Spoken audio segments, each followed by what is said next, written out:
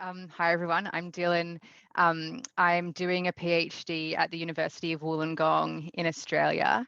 I'm really super excited to be here today because I've been doing my PhD for a while now, and this is the first time that I've got to present to a bi-specific audience, and I feel like I've presented my work in lots of other contexts before, and sometimes people don't exactly know how to take bi research, so it's really nice to come to a warm and welcoming community here. Before I start, I just want to acknowledge the traditional owners of the land that I'm on today, the Gadigal people of the Eora Nation, and pay my respects to elders past, present, and emerging. So today I'm going to present a very brief overview of the findings of my research. My project included multiple research modes, including media analysis, qualitative interviews, and also a legal case study. In this presentation, I'll be using excerpts from 2 interviews to kind of outline my findings. One interview from my original research and the other from a media interview with bisexual actor Alan Cumming. So firstly, to kind of look at the existing literature very briefly around bisexual erasure and bisexual invisibility, it broadly speaking tends to explain bi-erasure by reference to the hetero-homo binary. And so the thrust of this argument is that bisexuality represents ambiguity or uncertainty in a sexual orientation system, and its repudiation is therefore necessary for heterosexuality and homosexuality to appear as discrete, stable, and differentiated identity categories. And while I think that this dominant understanding of bi-erasure as the product of the hetero-homo binary is a really useful starting point, and something that's really important to the way that I think we've started to think about bisexuality and build bisexual theory, I think that there's also some other additional factors at play that can help us develop a more nuanced account of bisexual invisibility. And so that's one of the things, well, that's what I wanted to explore in my thesis. So I started by kind of looking at the discourses around bisexuality and bisexual invisibility. And I found that monogamy and temporality or time were recurring themes that kind of came up over and over again that might warrant further attention. So for example, the theme of monogamy and non-monogamy can be seen in popular stereotypes of bisexuals, which position them as promiscuous, diseased, greedy, cheaters, and unable to commit. Similarly, the concepts of time and temporality come up repeatedly in relation to bisexuality and bi-erasure, like the popular stereotype that bisexuality is simply a transitional phase or will be outgrown, is just a kind of adolescent thing. These draw on temporal concepts to erase bisexuality as a permanent and enduring identity. So I wanted to look at bi-erasure or bi-invisibility from the lens of temporality and monogamy and in thinking about it this way, you find that bisexuals are assumed to be straight or gay at any given point of time, depending on the gender of the person that they're currently with, meaning that bisexuality is only visible in the present when a bisexual is cheating or is in a consensually non-monogamous relationship, or they're in a threesome or a erotic triangle or something like that. And even then, dominant narratives of monogamy dictate that a person is defined by the gender of the person they end up with, meaning that a bisexual future is dismissed even when there is a bisexual past. And I think this is all broadly really familiar to a lot of us. It's just a kind of a lens for understanding it in more detail. So we see this in my interview with interview participant Ashley, obviously not her real name. Ashley is a bisexual identified mixed race cisgender woman who was 28 years old at the time of the interview. As a result of a traumatic experience, Ashley had a period of around 5 years in her early 20s where she pretty much only dated women. And despite having a history of dating men, some people didn't accept Ashley continuing to identify as bisexual. She recounts an experience with a counsellor saying, "I saw a counsellor who was gay herself, and I was sort of, I don't feel normal because even though I'm bi, I can't hook up with men anymore because I have all these issues." And she's like, "Well, maybe you just need to accept that you might be gay." She was just telling me, "It's okay, you can be gay. This might be your moment of realization." And I'm like, dude, I know I'm not gay. In this instance, Ashley's story is subsumed into a coming out narrative where her past relationships are obscured and her current dating practice is understood as determining her gay orientation. On the other hand, when Ashley started dating men again, her story was instead framed as part of a going straight narrative. And again, her past relationships, this time with women, and her bisexual identity were disregarded. Ashley says that even her boss joked about her sexuality. She's like, "Are you sticking to the B because you've dated a lot of dudes recently?" I'm like, "Are you ignoring the fact that I dated about 12 girls before that? 3 guys in comparison to that." But they don't see that. They just see it as like a switch, this on and off, this black and white. At a later point in the interview, Ashley points to the way that this erasure is exacerbated in the context of long-term commitment and marriage. In particular, she articulates her concerns about the erasure of her queerness, saying, "I sort of worry about getting into a long-term relationship with a guy because does that erase a lot of the stuff that I fought for, that I've stood for? What does it mean to all the people for whom I'm the only bisexual they know if I'm now married to a man?" In these excerpts, Ashley demonstrates how the future-oriented temporality of marriage and monogamy sits kind of uncomfortably alongside the past orientation of her bisexual identity claims. So unlike the serially monogamous straight or gay person who can be identified at any given point of time based on the gender of their partner, it's necessary to view the erotic history of the serially monogamous bisexual across time in order for their bisexuality to be evident. When her bisexuality is questioned by her boss, Ashley immediately pointed to previous relationships with women as evidence. At the same time, however, she's aware of the future-focused temporalities of marriage and the likelihood that her previous queer relationships will be disregarded or minimized in the context of a long-term monogamous commitment to a man. So in one sense, these excerpts from Ashley's interview demonstrate some of the ways that the dominant temporalities of monogamy can function to obscure bisexuality. Importantly, however, I think they also point to the ways that bispectrum individuals strategically negotiate monotemporality in order to articulate their subjectivity, and the ways the logics of monotemporality might be unsettled in this process. So to demonstrate this point more clearly, I'd like to briefly turn to a quote by actor Alan Cumming. Despite being married to a man and widely assumed to be gay, Cummings is a vocal advocate for bisexual visibility. Discussing his own bisexual identity in a media interview, Cummings says, "I used to be married to a woman. Before that, I was in a relationship with a man. I then had another relationship with a woman, and since then, I've had relationships with men. I would still define myself as bisexual. That's how I've always felt, and I still do, even though I'm very happily married to a really amazing man, and I wish to be so for the rest of my life." To me, this reads as a story designed to make Cummings' bisexuality visible and legitimate in the full awareness that it could be subsumed into homosexuality at any moment. So interestingly, though, through insisting on the visibility of his bisexuality, Cummings disrupts this temporal logics of monogamy. Like, firstly, his narrative isn't a linear one, but it uses the language of like before, then, since to pull differently gendered partners into temporal relationships with one another, despite the fact that they don't actually chronologically sit side by side. Secondly, like Ashley, his brief bisexual narrative also involves emphasizing the importance of his past relationships, describing them alongside his current marriage. He thus implies, while these relationships are not current, they're nonetheless still meaningful for his sexual self-understanding, disrupting the one true love logics of monogamy, which would require him to dismiss or revise the meaning of past relationships. So this has been an extraordinarily brief outline of the argument I present in my thesis, that bisexuality is both made visible and obscured by the norms around monogamy and temporality. But this system isn't a fixed or rigid one. And I've also demonstrated the ways that bispectrum individuals capitalize on and renegotiate these logics, as well as the moments of disruption and dislodgements which occur as a result.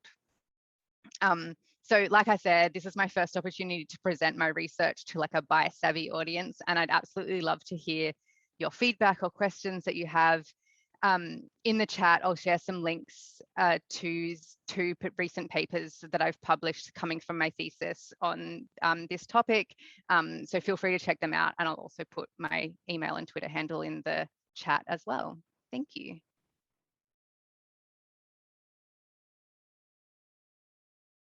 But yeah, thank you so much to everyone for coming today, and thank you to my supervisor, Dr. Susan Imrie, so much for her help during my master's. Sorry, just having a slight technical issue here. There we go. So today I'm going to be talking about how bi+ mothers talk to their children about their bisexuality. And so I'll be focusing on my MPhil research that I've just completed at the University of Cambridge. And as well as thanking my supervisor, I'd also like to thank all of the people who participated in my study, because of course, without them, this research would not be possible and we would still know nothing about this topic. And so leading on from that, despite a growing body of research into LGBTQ parents, bisexual parents have been largely ignored. And so compared to research about lesbian and gay parents, there is much less research which focuses exclusively on bi parents. And often bi parents are wrongly aggregated with lesbian or gay parents in research, which makes opaque and obscures the unique experiences of bi+ parents. So this was made, the lack of research was made evident through a systematic literature review in 2013 by Ross and Dobinson, which found that there were only 7 studies which reported findings specific to bisexual parents. And of course, more research has been done since then, but there is still this huge gap in the literature when it comes to bi-parenthood. And so this is like an actual massive problem, because bisexual people are more likely to be parents than gay or lesbian individuals, and bisexual women are more likely to become parents than heterosexual women, and also the majority of LGB parents are bisexual. Therefore, there's a huge gap in the literature, and with my MPhil study, I tried to combat this. So for my master's, I conducted 29 interviews with bi+ mothers, and these were in-depth qualitative interviews conducted via Zoom because of the pandemic. And all of these mothers were recruited through social media. So if I could just tell you a little bit about the sample.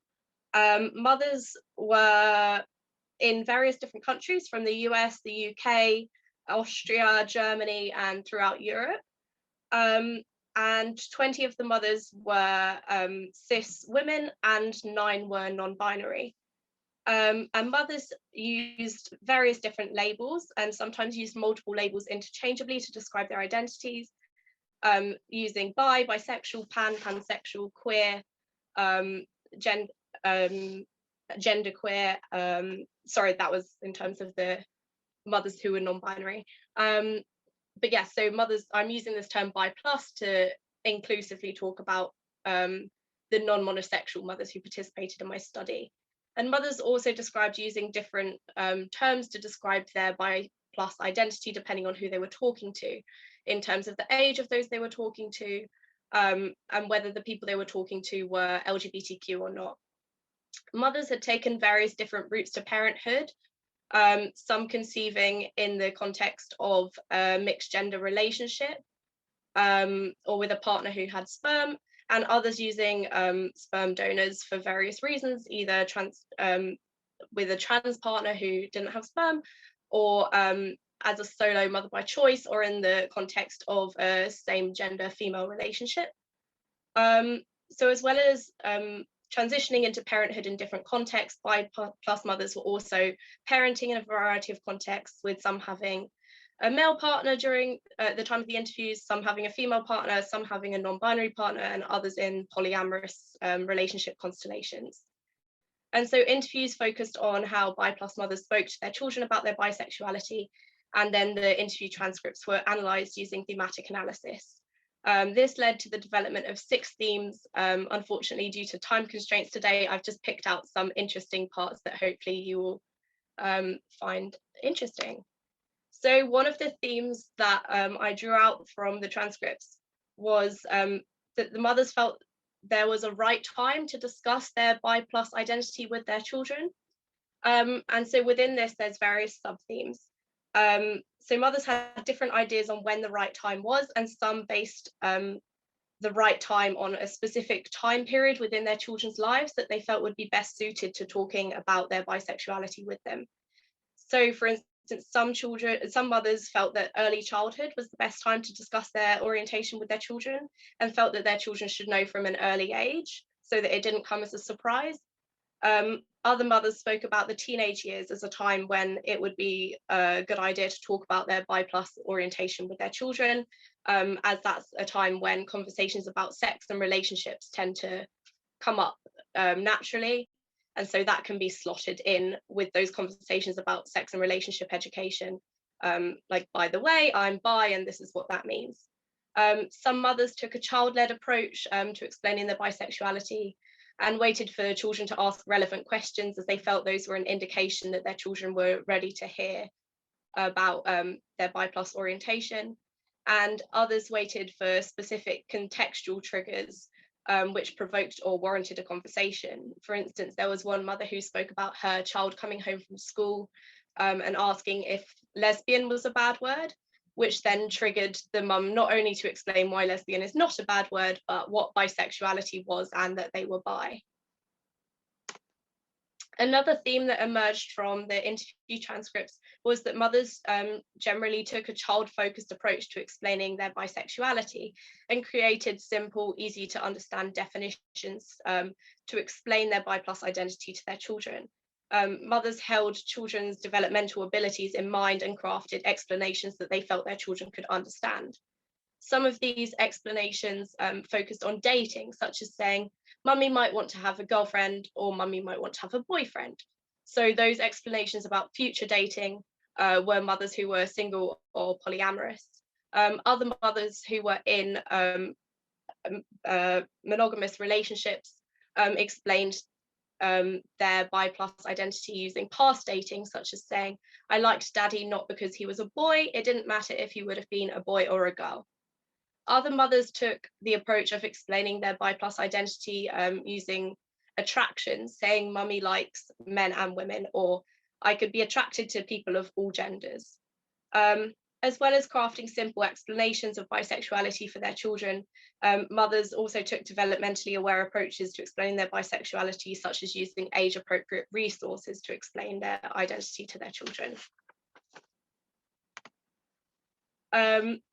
Unfortunately, some of the conversations that mothers had to have with their children, or decided to have with their children, did relate to discrimination. So some mothers needed to prepare their children for potential discrimination that they might face in society. So one mother explained that they had had conversations with their child, preparing him for the fact that he might meet some negative reactions to having a bi+ mother. Other mothers tried to prevent discrimination by warning their children not to bring up the topic of their bi+ identity in front of certain family members, such as saying, one of the things that we would tell our child was, we don't talk about my bisexuality in front of granddad. So they sort of tried to prevent discrimination occurring when they knew a certain family member might not take that conversation very well. Another theme that emerged from the data was that mothers really valued being open with their children and wanted to have open conversations with them about their bisexuality. They did not want to have secrets with their children or lie to them. And one mother said that they felt that keeping their bisexuality a secret would make it seem like a dirty thing, and that's why they wanted to avoid that. Some mothers reflected upon times when they had kept their bisexuality a secret and said how unpleasant that was. And they did not want to hide a part of themselves or their past from their children, so that their children would know them properly. They discussed how their children were some of the most important and closest people in their lives, and therefore they really valued their children knowing them for who they really were. And for some parents, it was not just about their children knowing them, but was reciprocal and about wanting to know their children in return. So some mothers spoke about being open with their children about their bisexuality for relationship building and to really get to know each other. And mothers wanted to build relationships with their children within which the children would feel comfortable coming to talk to them about various topics, particularly if the children were LGBTQ themselves. So some mothers who were yet to fully disclose their orientation with their children said that if their children came out to them, they would come out to them in return. Another theme that emerged was that mothers wanted to normalize bisexuality and make it into this very normal thing for their children. And for some mothers, this was the main reason that they had decided to talk to their children about their bi+ orientation. So some mothers attempted to achieve this normalization of bisexuality by talking about bi+ identities within normal conversations and bringing up bisexuality naturally within everyday conversations. And so mothers often steered away from having a big sit down, coming out conversation with their children, and just had those conversations in everyday scenarios, such as walking to school or making dinner. And as well as speaking about bisexuality in a normal way to normalize it, mothers also used representation to normalize bisexuality. So mothers often provided children with books with different representation of different family types to show their children that their family type was not particularly different and was completely normal. And some mothers spoke about the consequences of their normalizing approach, saying that to their children, LGBTQ topics or bi+ identities were a completely normal topic of conversation. And one mother said, he accepts it the same as he's having baked beans for dinner, which I thought was incredibly cute. And the final theme that emerged was about diversity, acceptance, and celebration.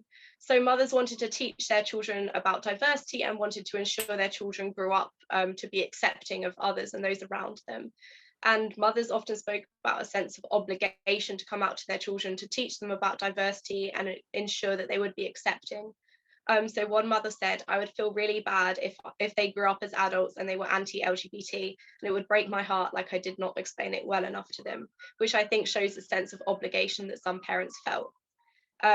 Mothers felt that it was important to be proud of who you are and wanted to instill that feeling of pride into their children. So often took their children to Pride or BICON or celebrated their bi+ identity at home as a family, either through parties or raising bi+ flags on bi+ Visibility Day.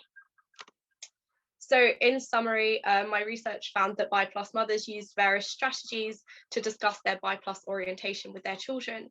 I think future research should aim to take a multi-informant approach, also asking children how they recall the same conversations, and should also prioritize the recruitment of bi+ mothers of colour who were underrepresented in my sample.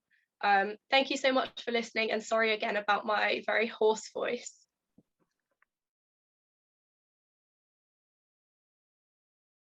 So, hi, my name is Ardis. I use she, they pronouns, and I'm here today to present my undergraduate sociology dissertation entitled Not Queer Enough, Exploring the Invalidation of Bisexual People's Bisexuality in Straight Passing Relationships, that I completed last year.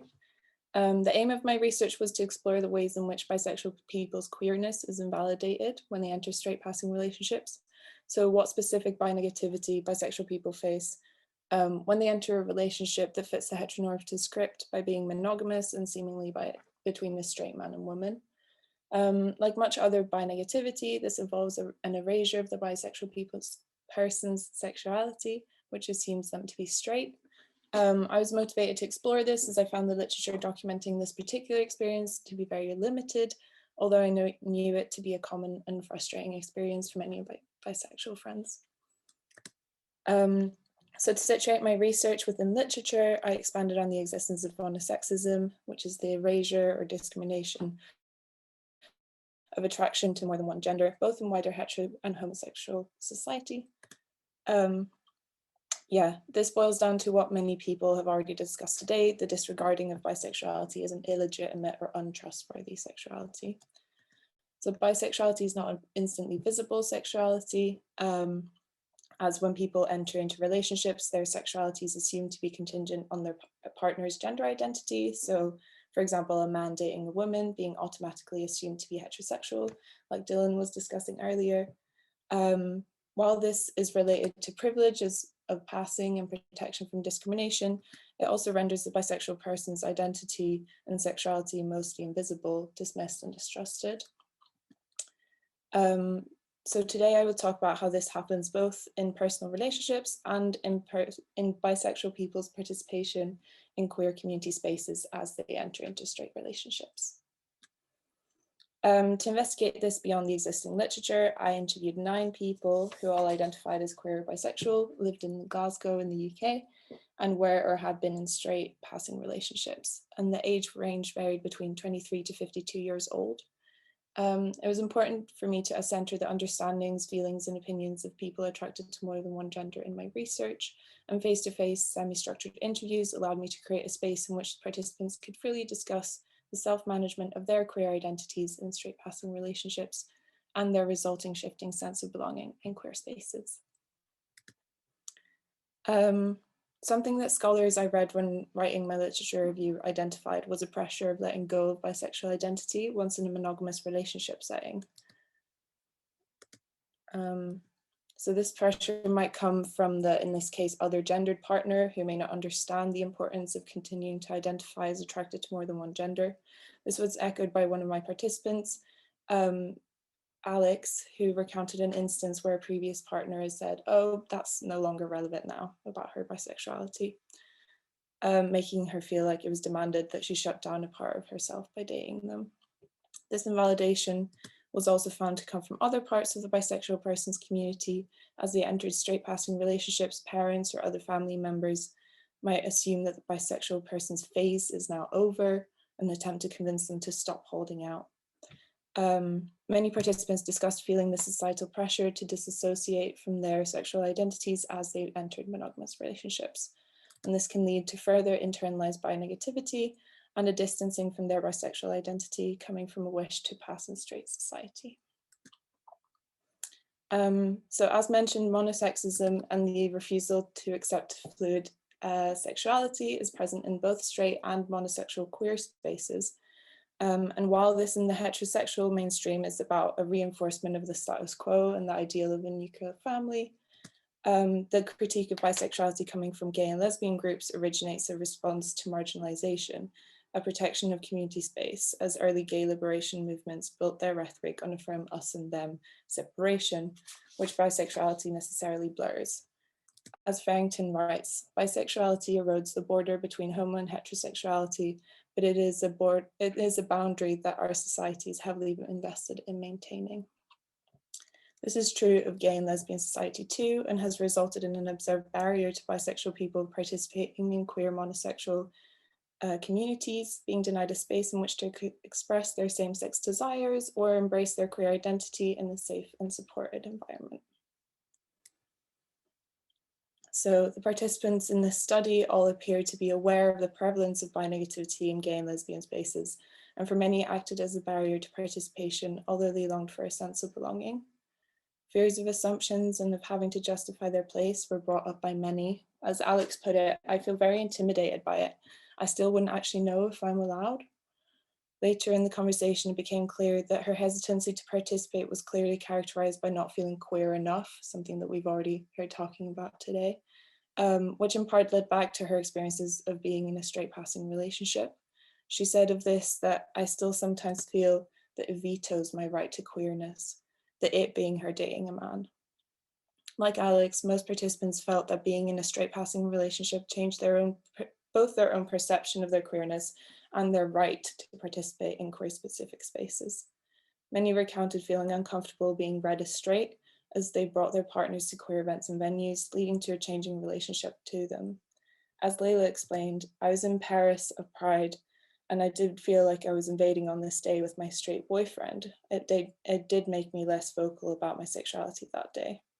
In recounting the discomfort felt at being assumed to be straight, Layla demonstrates that how that assumption is not a relief or a sanctuary to bisexual people, but rather a frustrating example of invalidation, which leads to further distancing from affirming community spaces.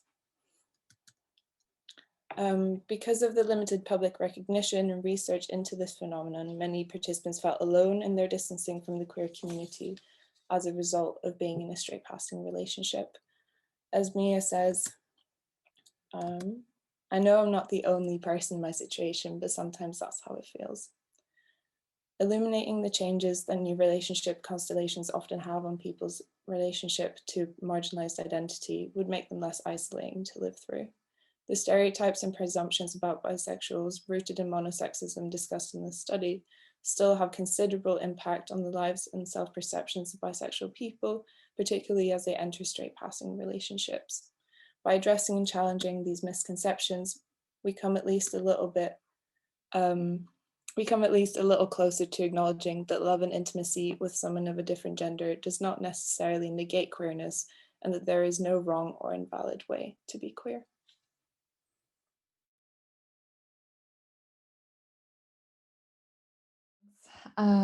Yes, so I am Kira Delmar. I identify as bi or pan and as a non-binary woman using she, they pronouns. And I'm also somewhere on the A spectrum, so I like to just say that I'm kind of smack in the middle of all the binaries and don't like to pick a side in any aspect of my life. I am an American, but I'm currently settled in Oslo, Norway, and I recently finished my Bachelor in Library and Information Science at Oslo Metropolitan University. Today, I'll be sharing some work from my thesis project, which looked at queer individuals' attitudes toward and experiences with public libraries in Norway. I feel a bit like the odd person out on this panel since my research doesn't really have any relationship to relationships at all, but I hope it will still be of interest. I'll be focusing more on the demographic portion of the survey. My survey was enormous, so this is really just the very tip of the iceberg today. I think the demographic responses may be most interesting broadly to other researchers, and I'll be talking less about the library science related content, but there will be some additional resources if that's an area of interest for you. So I'll just tell you a little bit about the project. This was, as far as I'm aware, the first national survey on libraries and the LGBTQIA community in Norway. This is adding to a relatively large and growing body of work of scholarship on queer communities and queer library services internationally, but there is no published research on this in a Norwegian context at all. I collected anonymous responses online between February and March of this year, and I ran 3 parallel surveys, one for LGBTQIA+ folks, one for cis hetero folks as kind of a baseline comparison for some questions where there wasn't previous research, and a mini survey for librarians, which was also a springboard for recruiting some queer librarians to interviews. I got responses from over 1,000 individuals, 642 of whom were queer, and 47% of those, or 304 people, identified as non-monosexual and or non-monoromantic. And from here, I'm going to go to this link to show you what you will see if you decide to explore some of this on your own. This is kind of a springboard to more about my research, and today I'm going to be showing you this interactive here, which is in English. You're seeing the switching windows, yes? Now we're on something that says selected results at the top. Okay, just making sure.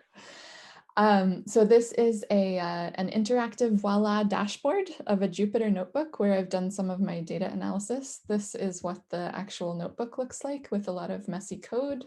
So I'm showing you the clean version today, which you're also welcome to play around with on your own time. And this document is very much a work in progress. I am definitely representing the disaster bias today. So when I was workshopping my survey questions, I got feedback from a lot of members of the queer community, people who fell under every letter of the acronym. And one thing that I heard over and over again was that it was really important to allow for multiple selections of orientation, because there are so many people who can't just be fully represented by clicking one checkbox on a list. So I allowed for complexity by allowing multiple choices, and that created some interesting data analysis problems, which was that about 60% of respondents did select more than one orientation, which meant that when I was creating groups for comparing respondents based on orientation, I had a choice of creating non-overlapping groups here that had only 311 respondents included, or overlapping groups, which included all respondents, but had nearly twice as many data points as there were respondents, neither of which really fully represent what this respondent pool actually looks like. So I've been working on some different ways of visualizing this data and different methodologies for looking at queer identities. There hasn't been a lot that I could use as kind of role models. So I felt like I was kind of forging my own path here.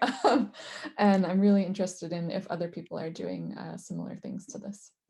So this is an attempt at an overlapping Venn diagram to show more of the overlap between identities. So if we choose non-monosexual here or bi+, and for example, asexual or ace spectrum, you can see there's a pretty large overlap. In fact, about half of people who identified as ace or ace spectrum also identify as bi+.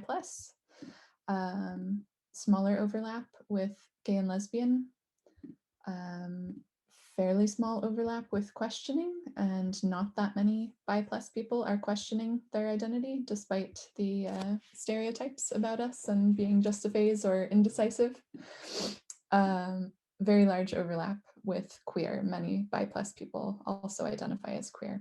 So this is something that you can play around with on your own if you'd like to. I'll make sure to put the link in the chat afterwards, and you can also introduce a third identity to see overlap here. I looked a little bit about the total share of each group who chose only that orientation. Gay and lesbian respondents were by far the most likely to choose just gay or lesbian. We bi+ folks are kind of here in the middle before there's a pretty steep drop off. Queer, fluid, questioning, and aspec respondents were by far least likely to select only one orientation. I also asked a question about whether participants had the same romantic orientation. I asked, is your romantic orientation the same as your sexual orientation? And about 17% of people said that they were not the same, as well as 10% questioning. So here you can also, again, look by group and see what those who had differing romantic orientations chose. You might notice these do not add up to 100 because here again, it was possible to select multiple responses.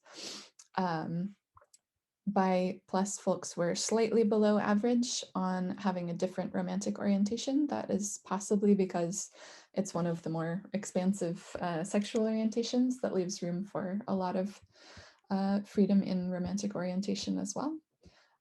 But not insignificant numbers identified as homoromantic or heteroromantic. Gender identity is another interesting one. If you look here at gay or lesbian respondents, this is fairly evenly matched with a relatively small contingent of non-binary folks. If you look at bi+ folks, there's a much larger contingent here, and this reflects previous research that a fairly significant majority of bi+ individuals are women. And this women, of course, always for me includes trans women. Here, quite a small slice identify as men, which includes trans men, and 20% identify as non-binary. There's some interesting things in here with the heterosexual population. So this is another thing you can explore if you'd like. I also asked if people were cisgender, and here gay and lesbian folks were significantly more likely to identify as cisgender than non-monosexual or bi+ folks. We have about a third of our community that in this survey that identified as trans or as not cis more accurately. And here again, you can explore on your own. This part is more about the library science findings and is very much in progress, but I just want to go back to my presentation here and highlight one specific finding on the library science side, which is about representation in media. So I asked respondents to agree or disagree with the statement, in general, it's important for me to see my own queer or LGBTQIA+ identity reflected in books and other media. As you can see, overwhelming majorities of all queer respondents agreed either somewhat or strongly. Bi+ folks are right about in the middle, but there aren't significant differences here.